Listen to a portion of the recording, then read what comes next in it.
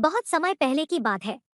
एक गांव में मनोहर नाम का एक जुलाहा कपड़े सिलने वाला रहा करता था। उसकी कपड़े सिलने वाली मशीन के ज्यादातर उपकरण लकड़ी से बने हुए थे। एक दिन बहुत ज्यादा बारिश होती है, जिस कारण बारिश का पानी उसके घर में भर जाता है। घर में बारिश का पानी भर जाने के कारण उसकी मशीन पूरी तरह से खराब हो जाती है। मशीन खराब हो जाने के कारण मनोहर बहुत परेशान हो जाता है। वह दुखी होकर सोचने लगता है कि अगर जल्द ही उसने अपनी इस मशीन को ठीक नहीं किया तो वह कपड़े सिलने का काम नहीं कर पाएगा। वह दुखी होकर सोचने लगता है कि अगर जल्द ही उसने अपनी इस मशीन को ठीक नहीं किया तो वह कपड़े सिलने का काम नहीं कर पाएगा और उसके परिवार को भूखा रहना पड़ेगा। यह सोचकर मनोहर जंगल जाने का फैसला कर लेता है ताकि वह अपनी मशीन को ठीक करने के लिए अच्छी लकड़ी काट कर ला सके। फिर मनोहर इस विचार के साथ जंगल की ओर चल देता है। मनोहर पूरा दिन चलता रहता है, लेकिन उसे अपनी मशीन के लिए अच्छी लकड़ी वाला कोई भी पेड़ नजर नहीं आता है। फिर भी मनोहर हार नहीं मानता है और अच्छे पेड़ की तलाश में आगे बढ़ता रहता है। काफी देर चलने के बाद अचानक मनोहर की नजर एक पेड़ पर पड़ती है, जो काफी ऊंचा, मोटा और हरा भरा था। उस पेड़ को देख मनोहर बेहद खुश होता है और कहता है, हाँ, यह पेड़ काफी अच्छा है।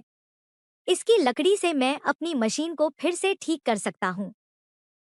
इस विचार के साथ मनोहर कुल्हाड़ी उठाकर जैसे ही पेड़ के तने पर मारने के लिए अपना हाथ ऊपर उठाता है, तभी पेड़ की डाल पर एक देवता प्रकट हो जाते हैं। देवता मनोहर से कहते हैं, मैं इस पेड़ पर रहता हूँ और आराम करता हूँ, इसलिए तुम्हारा इस पेड़ को काटना उचित नहीं होगा। देवता की बात सुनकर मनोहर क्षमा मांगते हुए कहता है, हे देव, मैं मजबूर हूँ, मुझे इस पेड़ को काटना ही पड़ेगा। इस पेड़ की लकड़ी मेरी मशीन के लिए उत्तम है। बहुत ढूंढने के बाद मुझे यह पेड़ मिला है। अगर मैं इस पेड़ को नहीं काटूंगा तो मेरी मशीन खराब रह जाएगी और मैं कपड़े सिलने का काम नहीं कर पाऊंगा। इस वजह से मैं और मेरा परिवार भूखों मर जाएगा। मनोहर की बात सुनकर देवता कहते हैं, मनोहर, मैं तुम्हारे जवाब से खुश हूँ। तुम इस पेड़ को न काटो। इसके बदले तुम्हें जो वरदान चाहिए वो मांग सकते हो। मैं तुम्हारी इच्छा जरूर पूरी करूंगा। देवता से वरदान की बात सुनकर मनोहर कुछ देर विचार करके कहता है, हे देव, मैं वर के लिए अपने मित्र और पत्नी से राय लेना चाहता हूँ, इसलिए आप मुझे एक दिन का समय दीजिए।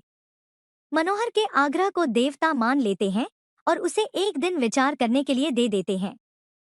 एक दिन का समय लेकर मनोहर अपने घर की ओर चल देता है।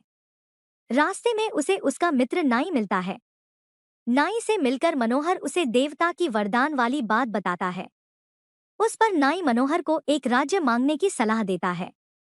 नाई कहता है कि तुम देवता से वरदान में एक राज्य मांग लो, तुम उस राज्य के राजा बन जाना और मैं उस राज्य का मंत्री बन जाऊंगा। फिर हमें कोई कष्ट नहीं होगा और हम आराम से अपनी जिंदगी बिता पाएंगे।